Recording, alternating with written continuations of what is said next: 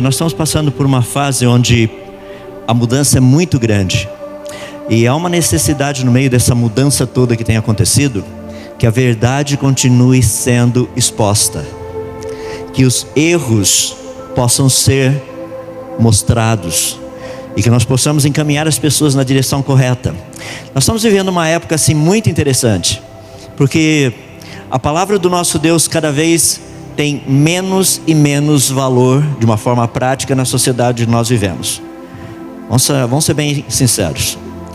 Quantos de nós gastamos tempo procurando conhecer nas Escrituras como gerenciar dinheiro nessa época que nós vivemos?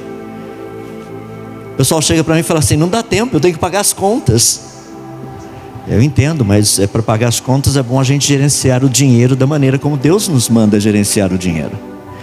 Nessa época confusa em que as pessoas não sabem mais o que elas são.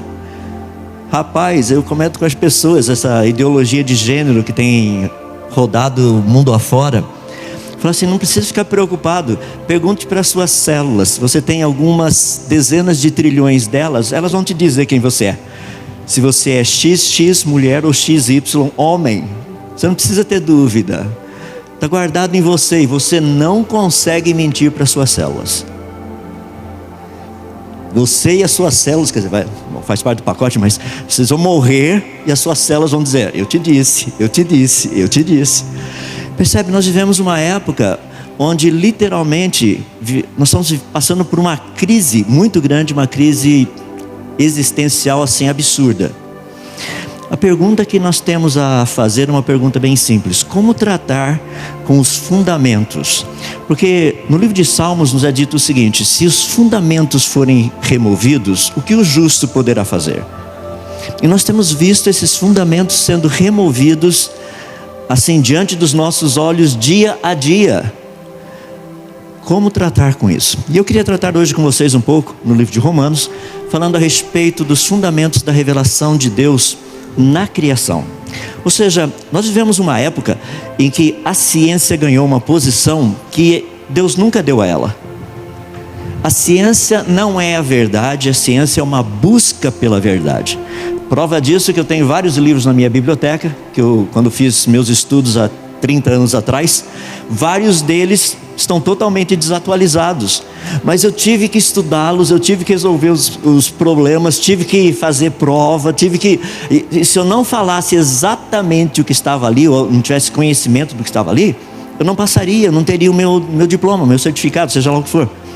Eu tive que aprender aquilo. E hoje adivinha o que? Está lá na prateleira, serve para segurar papel em cima da minha mesa.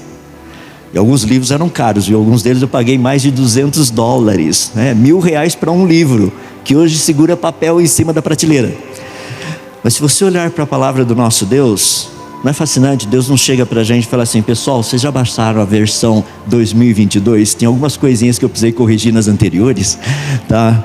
Alguns conceitos que não estavam bem. Não, é a mesma. A palavra do nosso Deus permanece. E é em cima dessa palavra que nós podemos construir uma cosmovisão correta.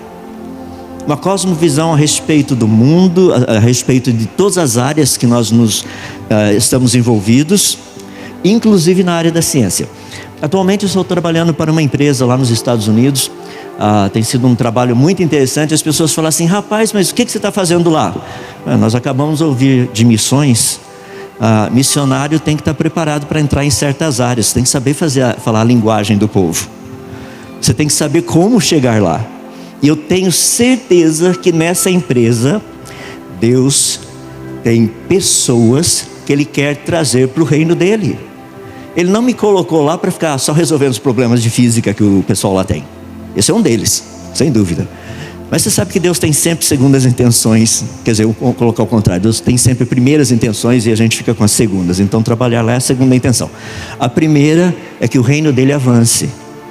E é interessante como você de repente percebe que certas pessoas Deus vai colocando no teu caminho de uma forma um pouquinho diferenciada das demais. O contato é maior, a oportunidade de, deles te verem mais de perto. Tudo isso é muito bonito. Então, como tratar com essas questões todas que nós temos, com nossa vida. Então eu queria falar para vocês de uma base, que é um pilar dentro do mundo que nós vivemos, mas que a palavra do nosso Deus dá uma ênfase muito grande. Livro de Romanos, capítulo 1, gostaria de ler alguns versos com vocês, começando no verso 18.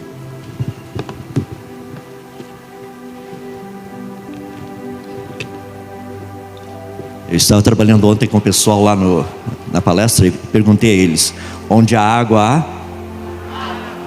Está vendo como o pessoal aprendeu rapidinho? Onde a água há água. Má ciência diz onde a água há vida. Boa ciência diz onde a água há água. Então, se vocês me derem licença, eu só beber um pouquinho de água, porque nessa água espero não haver vida. Romanos capítulo 1, verso 18 até verso 23. Portanto, a ira de Deus é revelada do céu contra toda impiedade e injustiça dos homens que suprimem a verdade pela injustiça. Pois o que de Deus se pode conhecer é manifesto entre eles. Por quê? Deus lhes manifestou. Pois desde a criação do mundo, os atributos invisíveis de Deus, seu eterno poder e sua natureza divina, têm sido vistos claramente. Interessante, eles são invisíveis, mas são vistos claramente. A gente precisa pesquisar um pouquinho a respeito disso. Têm sido vistos claramente, sendo compreendidos por meio das coisas criadas, de forma que tais homens são indesculpáveis. Porque tendo conhecimento de Deus, não glorificaram como Deus e nem lhe deram graças. Olha que coisa impressionante. Mas os seus pensamentos tornaram-se fúteis, e os seus corações insensatos se obscureceram. Dizendo-se sábios, tornaram-se loucos, e trocaram a glória de Deus, do Deus imortal, por imagens de hominídeos. Opa, na sua Bíblia não está assim, né? Desculpa, essa é uma versão revista e atualizada do Adalto. Por imagens feitas segundo a semelhança do homem mortal, bem como de pássaros, quadrúpedes, répteis, e a lista vai. Vamos orar. Querido Deus, nós estamos uma vez mais diante da Tua Palavra, gratos porque ela é a Tua revelação. Nós não precisamos sair correndo atrás tentando descobrir o que o Senhor pensa, o que o Senhor acha, mas o Senhor graciosamente nos revelou. Pedimos a Ti, ó Deus, nesses momentos que passarmos juntos, clareza de pensamento, pedimos clareza também para ouvir, e que aquilo que ouvirmos possa fazer sentido, possa fazer parte da nossa vida, possa nos ajudar a como viver nos dias de hoje, dias tão difíceis, pessoas assim, um mundo totalmente desnorteado. Viver de maneira digna do Teu Evangelho, viver de uma forma que agrada ao Senhor. Se nós oramos humildemente no nome de Jesus, ajuda-nos. Amém. O livro de Romanos é muito interessante porque o apóstolo Paulo está escrevendo essa carta a uma igreja, obviamente na cidade de Roma, e ele procura corrigir algumas coisas, alguns conceitos, algumas ideias erradas que essa igreja tinha no que diz respeito ao Evangelho. Lembra que a essência da nossa vida é o Evangelho. Jesus disse: ide e pregai o Evangelho. O Evangelho são as boas novas, isso tem que permanecer, são boas novas todos os dias na nossa vida. E eu creio que você sofre do mesmo problema que eu sofro, que muitas vezes o Evangelho parece um pouquinho distante, né? Eu levanto segunda-feira de manhã, já estou preocupado com as coisas que vão acontecer, com o que tem que ser feito, e às vezes o Evangelho parece que fica no banco de trás do meu carro à medida que estou indo para o trabalho. É por isso que eu resolvi fazer o seguinte: vou todos os dias de manhã, indo para o trabalho, eu vou ouvir um sermão. Então todo dia de manhã estou indo para o trabalho, são 45 minutos, 50 minutos, é o tempo normalmente que o pregador gasta para pregar. Se o sermão é muito curto, dá para ouvir 2. E se é muito longo, eu ouço o que falta quando eu estou voltando para casa. Por quê? Eu quero que o Evangelho tenha primazia. Eu estou dizendo que é uma luta, você deve ter essa luta, eu tenho essa luta. Nós não colocamos Deus como prioridade na nossa vida o tempo todo. Um dia será assim. E que abençoado dia vai ser esse. Esta mensagem foi gravada durante o evento da Consciência Cristã e faz parte de uma série de outras mensagens que estão disponíveis no Bless, uma plataforma de estudos bíblicos focada em te auxiliar na sua jornada de fé. Acesse o link que está na descrição e saiba mais. Mas por enquanto nós lutamos com essa dinâmica, essa vida, nós, o mundo ao nosso redor, nosso inimigo, querendo nos afastar, nos levar para longe do Senhor, dos pensamentos do Senhor. E Paulo, de uma forma muito bonita, trabalha esse aspecto com essa igreja, trazendo novamente alguns conceitos errôneos que essa igreja tinha com respeito ao Evangelho. E uma das coisas que ele trata, logo no seu comecinho, é a respeito da revelação de Deus. Eu gostaria só de colocar de uma forma bem simples para nós entendermos. Deus se revela a nós de 3 formas diferentes, através de 3 livros. Eu vou pegar as 3 principais e tem derivações dessas, tá?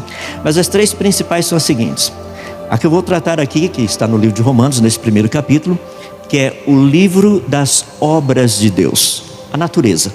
Deus se revela a todos os seres humanos, a todos, através da natureza.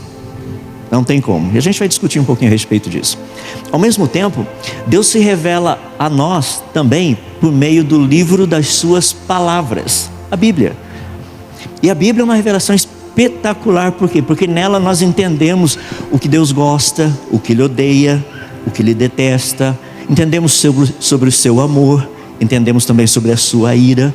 Nós entendemos sobre os seus propósitos para a nossa vida. Entendemos quais são os alvos, quais são os planos, qual a maneira dele agir. Esse é o livro das suas palavras.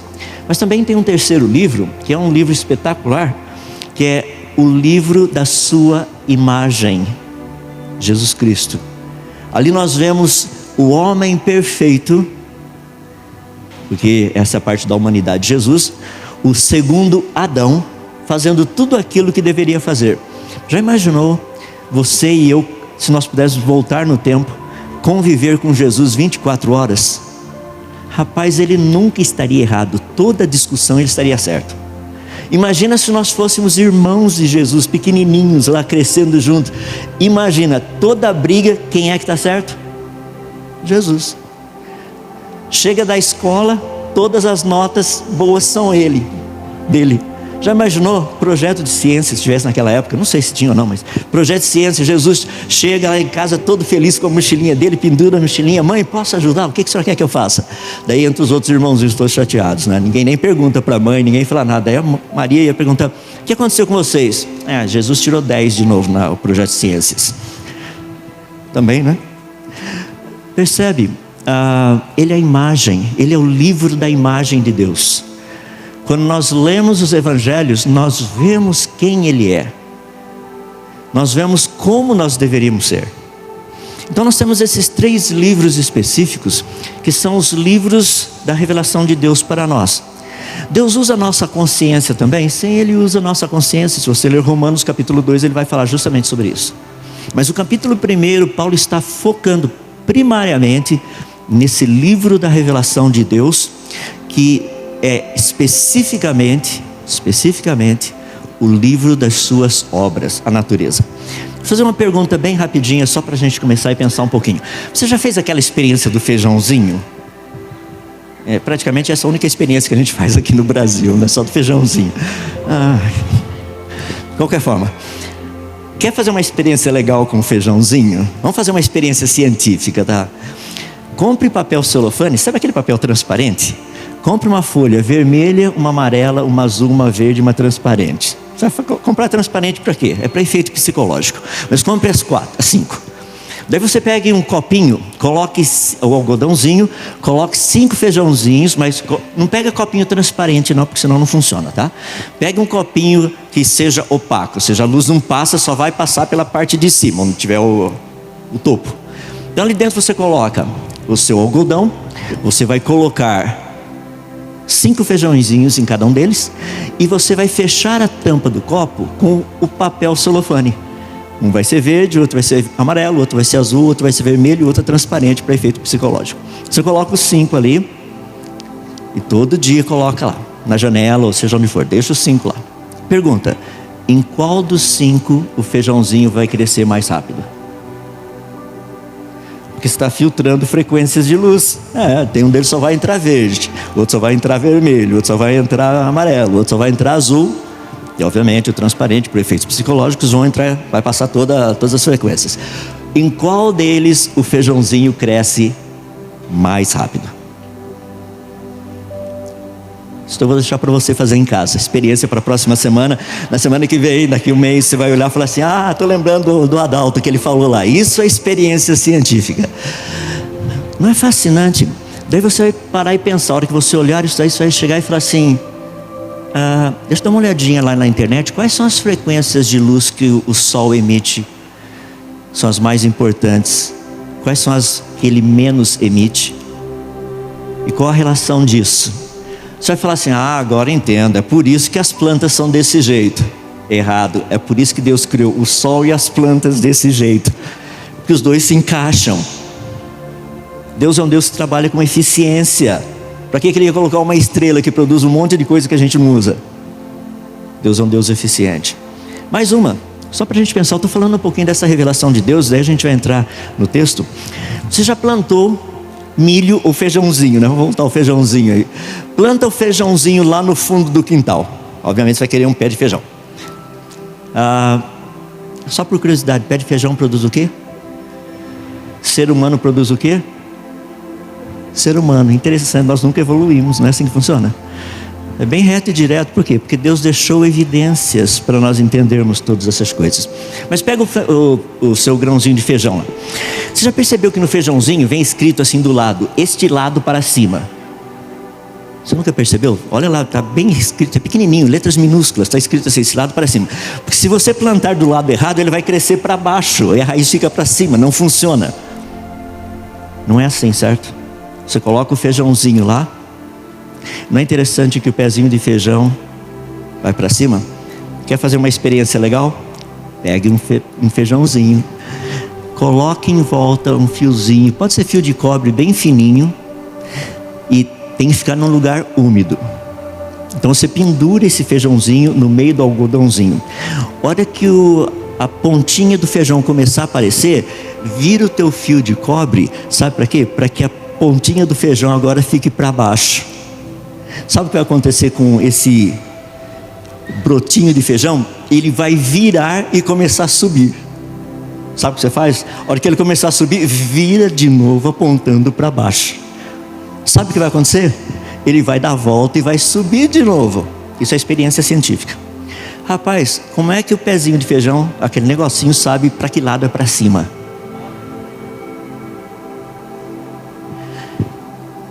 Percebe? Tais homens são indesculpáveis. A evidência está em todo lugar, até num simples feijãozinho. Deixa eu te dar mais uma. Você já viu formigueiro? Espetacular, não é? Por que formigueiro não tem problema com enchente? E Petrópolis tem.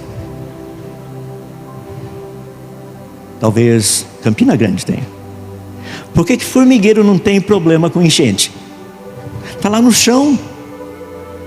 Imagina o coitadinho das formiguinhas. Começa a chover, você vê formiguinhas andando de joelho, falando: Senhor, que não inunde.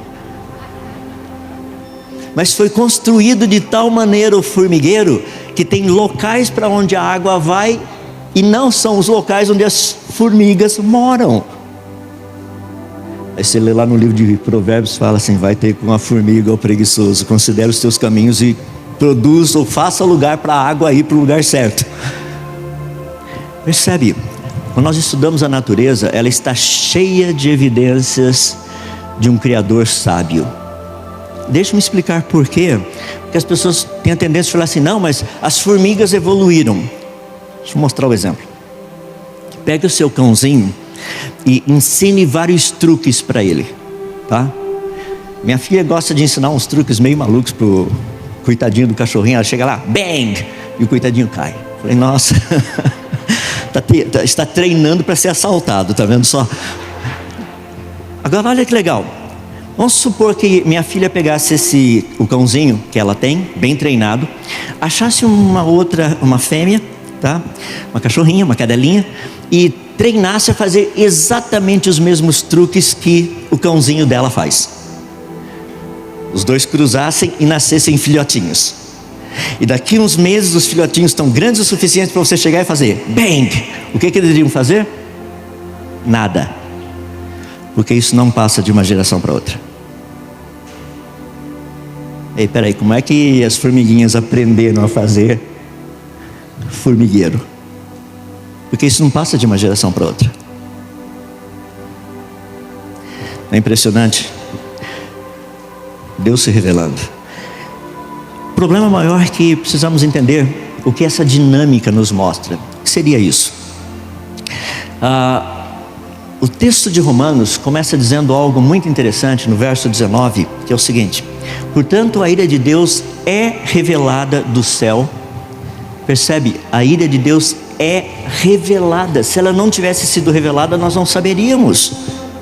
Nós não teríamos noção disso. É aquele negócio, Deus é amor. Sim, Ele está correto isso. Mas Deus também se ira. E o texto nos diz que Ele se ira do céu. Rapaz, seria tão bom se Ele irasse daqui de baixo, mas é lá de cima. Porque lá de cima é possível ver todas as coisas. Eu digo lá de cima em todos os sentidos, tá? Na física não faz sentido, porque lá de cima, por exemplo, minha filha mora na Coreia do Sul. Eu teria que dizer lá embaixo, porque é do outro lado. Mas quando eles olham para cima, também é o lugar onde Deus está.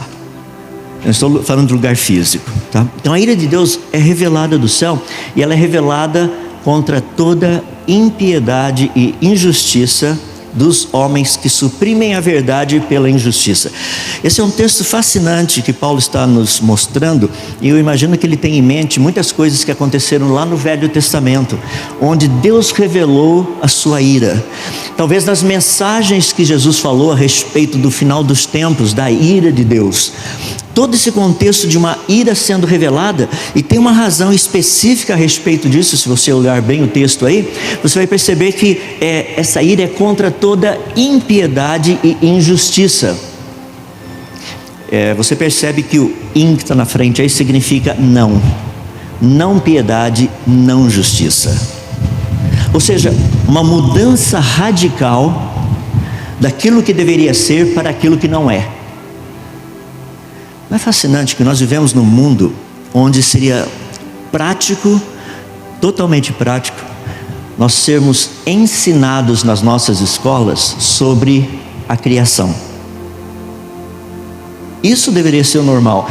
Imagina se nós pudéssemos pegar alguns dos nossos grandes eruditos de hoje, ateus ou seja lá o que for, levar de volta lá no comecinho da história para conversar com Adão.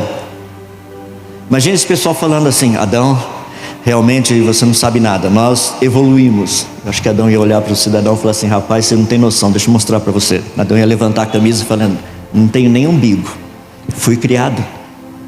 Como é que você explica não ter umbigo? As pessoas falam: mas Adão nunca existiu.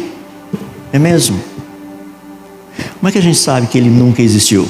Porque a ciência de hoje é tão interessante que ela diz que todos nós viemos do Adão Y. Por que não do João Y? Eu até brinco com o pessoal que Deus criou Adão e Eva, Ele não criou Adão e Ivo. Se tivesse criado Adão e Ivo, estariam só os dois no planeta até hoje. Não foi por aí. Percebe? Aquilo que seria o óbvio, nós deveríamos perceber de uma forma bem simples, bem clara. A criação, isso é o que deveria ser ensinado. Mas isso é o que está na Bíblia. Na área de ciência, nós não podemos tratar de teologia. Sim, vamos tratar só de ciência. A ciência aponta, ela mostra claramente que nós somos criados. Essa é uma das razões da ira de Deus, que estão pervertendo, trocando aquilo que é a verdade por aquilo que é mentira. Deus tem uma ira, Deus está irado, e eu posso garantir que Ele está também irado contra os nossos sistemas de ensino. Porque está sendo ensinado a mentira no lugar da verdade. E a mentira está sendo ensinada como sendo a verdade, e a verdade tem sido dito que é mentira. Então nós precisamos entender onde nós estamos no meio disso. Lembra? Paulo está querendo ajudar a igreja de Roma a corrigir certas coisas. Provavelmente dentro da igreja de Roma haviam pessoas que tinham um pouquinho de dificuldade com essa questão da criação. Isso não é algo novo. Lá na Grécia Antiga, cerca de 600 anos antes de Cristo, já haviam filósofos dizendo que tudo teria evoluído da água. Há 600 anos antes de Cristo, já haviam povos que acreditavam que vida teria evoluído. Os egípcios, há quase 1000 anos antes de Cristo, acreditavam que pequenas minhoquinhas na margem do Nilo teriam evoluído em seres humanos. Pessoal, essa ideia de evolução não é nova. Nunca foi. Então Paulo está trabalhando com essas pessoas ali em Roma, procurando ajudá-los, falando: primeira coisa, lembrem-se da ira de Deus contra todos aqueles que mudam a verdade, chamam a verdade de mentira e chamam a mentira de verdade. Mas Paulo dá uma razão do porquê disso. Por que Deus sente-se irado? Por que o porquê da ira dele? Verso 19 e verso 20 falam de uma forma muito específica a respeito disso, do porquê dessa ira de Deus. Porque Deus colocou o conhecimento dele à disposição para que as pessoas pudessem conhecê-lo. Olha o que o texto nos diz: pois o que de Deus se pode conhecer é manifesto entre eles. Perceba duas coisas muito interessantes: o que de Deus se pode conhecer, ou seja, o que é possível conhecer de Deus, que Deus quer que as pessoas conheçam, que é o básico, que é o que nós veremos no próximo versículo, é simplesmente espetacular. E é possível conhecer por quê? Porque Deus lhes manifestou. Rapaz, olha só que coisa fascinante: voa. Eu estou falando do passarinho que estava voando ali assim. Já imaginou a gente fazer coisa? Quer dizer, nós temos feito coisas parecidas, eles só não se reproduzem. Então é bem interessante, sabe? A gente faz o passarinho voando e tudo mais, de qualquer forma.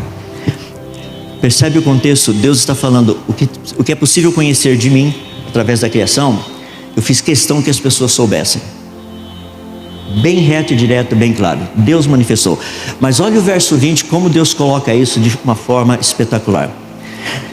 Pois desde a criação do mundo, ou seja, desde Adão e Eva até agora, os atributos invisíveis de Deus, e aí Paulo menciona dois específicos, que é o que se pode conhecer por meio da criação: seu eterno poder e sua natureza divina, têm sido vistos claramente por meio, sendo compreendidos por meio das coisas criadas, de forma que essas pessoas, elas são indesculpáveis. Ou seja, a razão da ira de Deus é que Deus se revelou, Ele deixou claro. Não tem como.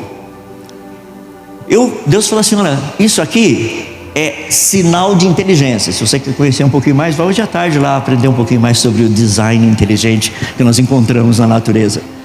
Planejamento, complexidade, isso não surge por acaso. No entanto, essas pessoas abandonam essa ideia de que Deus é o autor por trás de tudo isso. E o que acontece? Aí nós temos que ver por que Deus está tão irado assim dessa manifestação dele.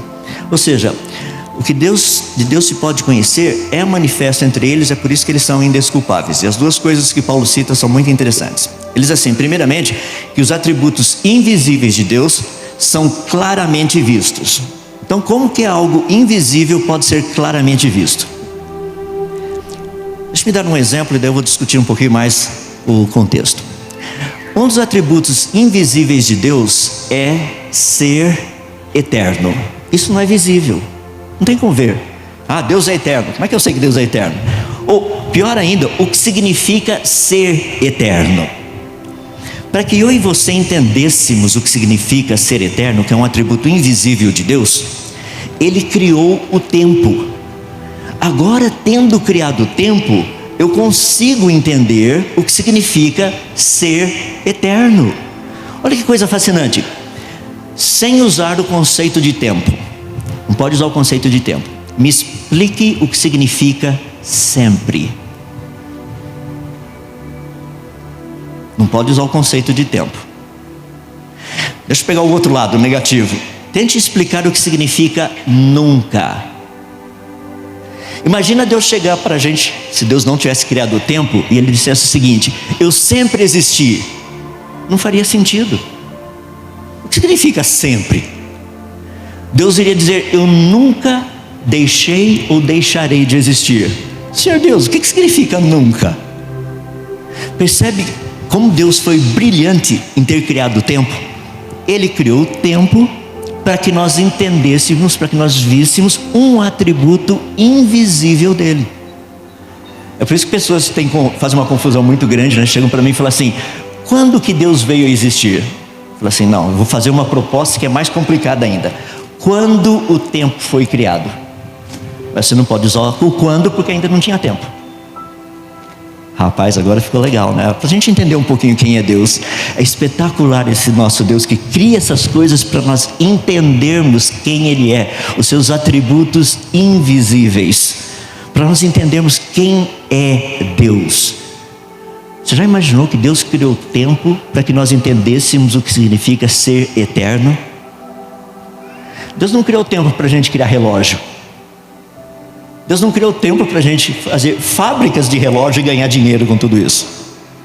Não, Ele criou o tempo para que nós entendêssemos um dos seus atributos invisíveis. E é isso que Paulo está falando, ou seja, Deus faz uma revelação de si mesmo. Ele mostra que a natureza foi trazida à existência para refletir quem Ele é, os seus atributos invisíveis. Imagina a grandeza do nosso Deus. As pessoas chegam e falam para mim: Deus é grande. Eu falo: amém, irmão, Ele é muito grande. Deixa eu fazer uma pergunta para o irmão: quão grande é Deus? Deus é muito grande. Ô irmão, o senhor não falou nada até agora, o senhor só falou que Deus é grande. Continua, vamos para o próximo passo. Quão grande é Deus? Não, o irmão não tem noção do quão grande é Deus. Eu volto para o irmão e falo: irmão, até agora o senhor não falou nada. Vamos colocar isso de forma prática. Daqui até o Sol são 150 milhões de quilômetros. Eu acho que Deus é grande. Não, peraí, isso é pequeno. A estrela mais próxima da gente está além do Sol, está a cerca de 41 trilhões de quilômetros. A estrelinha mais perto da gente. Eu acho que Deus é grande, mas essa é a estrelinha mais perto da gente. Você sabia que para a gente ir de uma extremidade da nossa galáxia até a outra, são 100 mil anos-luz, e um ano-luz equivale a 9,5 trilhões de quilômetros. Eu acho que Deus é grande. O senhor sabia que a galáxia mais próxima da nossa galáxia está a 2,5 milhões de anos-luz? Lembra que um ano-luz é 9,5 trilhões de quilômetros. Então você vai precisar pegar 2,5 milhões, multiplicar por 9,5 trilhões. Eu falo para o irmão: eu acho que Deus é grande. Ô irmão, sabia que o universo que nós moramos deve ter aproximadamente 93 bilhões de anos-luz? Então você vai precisar pegar 93 bi, multiplicar por 9,5 tri. Daí você começa a ter uma ideia do universo. Fala assim: irmão, deixa eu contar para o senhor. Você sabia que a Bíblia diz que Deus mediu os céus a palmos? Imagina tomar uma bolacha do Senhor Deus para você ver o que acontece. Terrível coisa cair nas mãos do Deus vivo. Literalmente. Percebe? Agora nós começamos a ganhar uma noção de quem Deus é. É por isso que todas essas coisas foram trazidas à existência. Porque quando Deus diz que Ele é grande, Ele não está brincando. Ele é um grande Deus. É por isso que Deus nos convida a trabalharmos com Ele. Não é porque nós sejamos capazes, é porque Ele é grande. Não porque nós sejamos inteligentes, mas porque Ele é o Todo-Poderoso Sábio. Percebe? A natureza foi criada para isso, para que nós entendêssemos quem é esse Deus. É por isso que os homens são o quê? Indesculpáveis. Eu estou falando, pessoal, foi colocado um novo observatório, o Webb, e mais alguns meses, em julho, ele deve estar totalmente operacional. Rapaz, o que a gente não vai ver? As obras das suas mãos. Você fala assim: mas a NASA não colocou esse negócio? A NASA, a ESA e outros grupos aí que trabalharam para montar esse observatório, telescópio, eles não estão pensando na glória de Deus. Eles não, mas Deus está. Foi por isso que Deus financiou a obra. Foi por isso que Deus deu ideia para esses caras: vamos fazer um telescópio. Deus fala: tem que ser um telescópio que nos ajude a ver como foi logo no início. Deus fala: olha para a minha palavra, mas tudo bem, vamos usar o telescópio. Dai a César o que é de César, dai a Deus o que é de Deus. Vamos montar o telescópio, vamos olhar lá no comecinho, vamos ver. É porque o Hubble foi muito interessante. O Hubble consegue ver bem longe. E até agora o que o telescópio Hubble nos mostrou é que o universo foi criado. Então eles querem ir um pouquinho mais longe, porque vão ver, talvez lá longe o universo não tenha sido criado. Porque até onde a gente viu, o universo parece estar completo, complexo e perfeitamente funcional. Parece até Gênesis capítulo 1, quando Deus fala no 4º dia. As pessoas falam, a gente vai precisar ver um pouquinho mais longe. É por isso que eu estou super animado com o telescópio Webb. A gente vai ver pelo menos 10 vezes mais longe, com mais clareza. Já viu, né? Deus não gosta de coisa míope. Ele falou assim, vou deixar bem claro agora. Vamos colocar um bom telescópio, melhor ainda. Eu vou custear tudo, vou ter ideias brilhantes, o pessoal vai fazer, e sabe o que é melhor ainda? Vai funcionar. Você consegue imaginar o que significa fazer com que um espelho de aproximadamente 1,60 m vire para um lado, para o outro, para cima ou para baixo, a uma distância de 3 átomos? Tenta fazer um motorzinho desse jeito. É espetacular o negócio. Está feito, está funcionando de acordo com o planejado. Eu não sei quantos de vocês, mas o que eu orei para que desse certo, para que o negócio não explodisse quando estivesse subindo, sabe? Falei, Senhor, por favor, o projeto foi tão bom até agora. Eu sei que o Senhor pode fazer qualquer coisa, mas coloca lá. E não é que Deus manda esse negócio, chega lá no que a gente chama de ponto de Lagrange, o ponto 2, e ele está parado, estabilizado, certinho, tudo abriu do jeito que era planejado, e agora só estão fazendo os alinhamentos dos espelhos, e mais alguns meses tudo funcionando. Para quê? Para o louvor da sua glória. Para que aqueles que o conhecem possam olhar para as imagens, para os resultados dessa pesquisa e falar, Senhor, grandes são as tuas obras.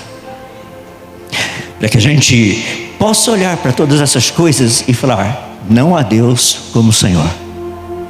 Percebe? É algo espetacular, porque toda essa parte da criação, é isso que Paulo está falando aqui. A natureza, os atributos invisíveis de Deus, todos eles podem ser claramente vistos. E Paulo fala algo aqui muito interessante, que é de uma forma muito específica, quando ele trata de uma característica especial. E essa característica especial que Paulo fala é tanto do seu eterno poder quanto da sua própria divindade. Isso é um negócio muito legal. Por exemplo, o que significa ser humano? Qual a diferença entre nós, seres humanos, e os primatas? Ixi, rapaz, agora vamos pegar no meu pé, porque eles ensinam que nós somos primatas. Primatas evoluídos. Eles, eu não. Eu conheço bem a minha família, todos os meus antepassados. Consigo chegar até o primeiro. Tem uns pedaços ali no meio que eu não lembro muito bem, mas a partir de Noé para cá eu não tenho dúvida. Quer dizer, de Noé para lá, tá? Até Adão. Percebe? Nós estamos tratando com uma questão muito interessante, que o texto fala a respeito da natureza de Deus. O que significa ser Deus? Rapaz, como que Deus vai revelar isso pra gente? O que significa ser Deus? Imagina eu chegar para um chimpanzé e tentar explicar para o chimpanzé o que significa ser humano. Imagina Deus chegar para o ser humano e tentar explicar para o ser humano o que significa ser Deus. Você fala assim, você está comparando a gente com um chimpanzé? Não, eu elevei bastante a gente. Você não tem noção quem é Deus. Se Ele fosse usar o raciocínio dEle, com toda a sua sabedoria inteligente, para se revelar a nós, eu e você sairíamos daqui abestalhados, sem ter a menor noção. Nós não entendemos nada. Mas Deus nos faz conhecer de uma forma bonita. O exemplo que eu gostaria de dar para vocês é algo muito interessante. Deixa eu começar primeiro dizendo que na língua grega, quando diz que o que se pode conhecer desses atributos de Deus, tanto o seu eterno poder quanto a sua própria divindade, que podem ser claramente vistos, sendo compreendidos. Aí é como nós conseguimos ver o invisível, por meio da compreensão. Então nós conseguimos compreender. E Deus fala assim, eu quero mostrar para vocês o que significa ser Deus, a natureza divina, a essência. Você fala, rapaz, estou pronto, vamos lá, Senhor Deus. E o que você esperaria que Deus fosse fazer? te dar um trabalho, um tratado teológico, não é? Olha, estude esses 50 volumes de teologia. Não estou dizendo que teologia não seja boa, não é isso que eu estou dizendo, tá? Por favor. Estude esses 50 livrões desse tamanho, 1000 páginas cada um de teologia, e daí você irá entender o que significa ser Deus. Sem dúvida, através das Escrituras nós aprendemos muito a respeito do que Ele gosta, como eu já mencionei, do que Ele odeia, todas essas coisas. Mas o que significa ser Deus? Por que Deus disse de uma forma tão bonita, tantas vezes no Velho Testamento, não existe outro Deus, não que eu conheça? Não tem nenhum. Ué, como é que Deus pode fazer uma afirmação dessa? E aí entra a parte que é bonita, porque essa é uma evidência que está na natureza. Um dos cursos que eu fiz de matemática, que foi muito interessante, foi estudar geometria, formas. Isso é muito legal, porque geralmente a gente estuda assim o círculo, né? Por falar nisso, quer ver que legal? O que seria uma reta? Descreva uma reta em função de um círculo.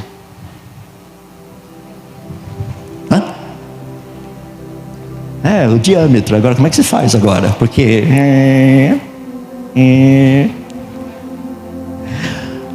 se você dividir em segmentos, daí não vira mais um círculo. Não é legal? Posso dar a definição de reta? Essa aí para você levar para casa. Reta é um círculo cujo raio é infinito. Você fala, rapaz, não entendi nada. Isso é normal, fica sossegado, não precisa ir para casa deprimido. Ou seja, a reta nada mais é do que um círculo com raio infinito. Estudar figuras geométricas é algo espetacular, é muito legal. A gente aprende muita coisa. E eu queria falar de uma delas, que é o triângulo, para a gente poder ver. Estou indo para a reta final. Sabe a parte bonita? Quando nós estudamos um triângulo, você percebe que um triângulo tem 3 lados. Para ser triângulo, tem que ter 3 lados. Você já, por acaso, já viu um triângulo de 2 lados? Triângulo de um lado só? Triângulo de 4 lados? Qual é a definição? Qual é a essência? Se for triângulo, tem 3 lados.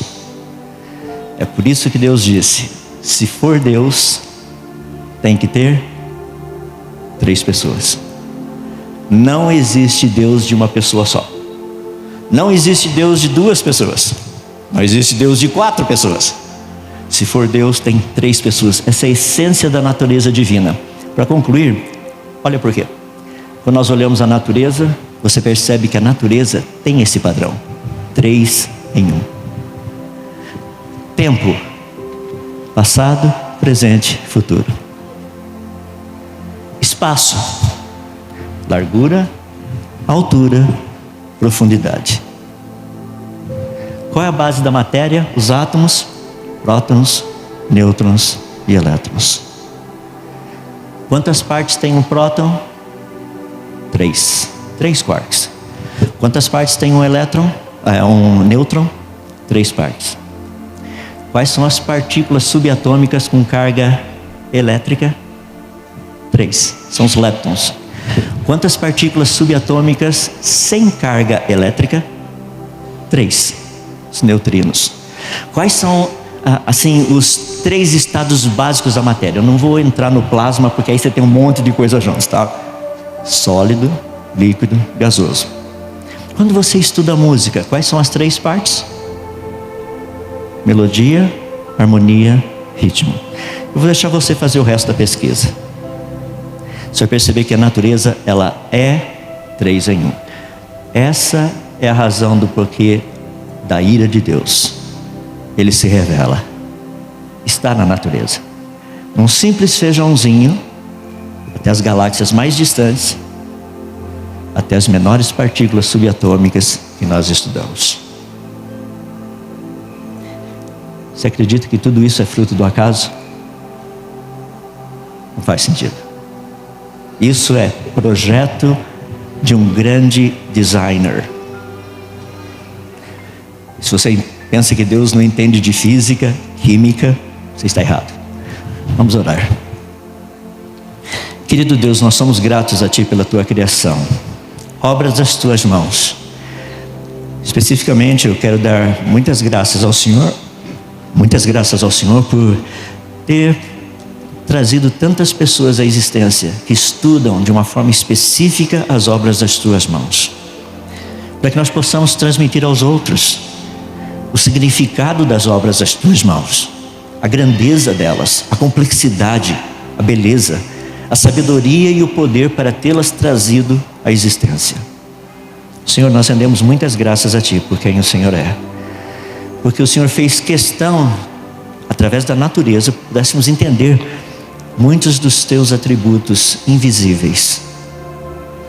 E Senhor, ajuda-nos a nos alegrarmos nisso. No meio desse mundo tão confuso que nós vivemos, eu peço a Ti, ó Deus, ajuda-nos a sermos testemunhas fiéis, falando de uma forma clara, simples, reta, objetiva, a respeito da criação, que o Senhor trouxe todas as coisas à existência. E ó Deus, nós rendemos glórias ao Senhor, damos graças a Ti, porque, como o Senhor mesmo disse na Tua palavra, não há Deus como mim mesmo. O Senhor é Deus. O Senhor é o grande Deus. Permite, ó Deus, que continuemos no meio dessa geração confusa, revoltada contra o Senhor, sermos instrumentos úteis nas Tuas mãos, para o louvor da Tua glória, para falarmos e testemunharmos a respeito da verdade em todas as áreas. Continua abençoando esse evento, Pastor Elder, todos aqueles que fazem parte do pacote todo, que esse evento continue para o louvor da Tua glória. Se nós oramos humildemente no nome daquele que trouxe a todas as coisas à existência,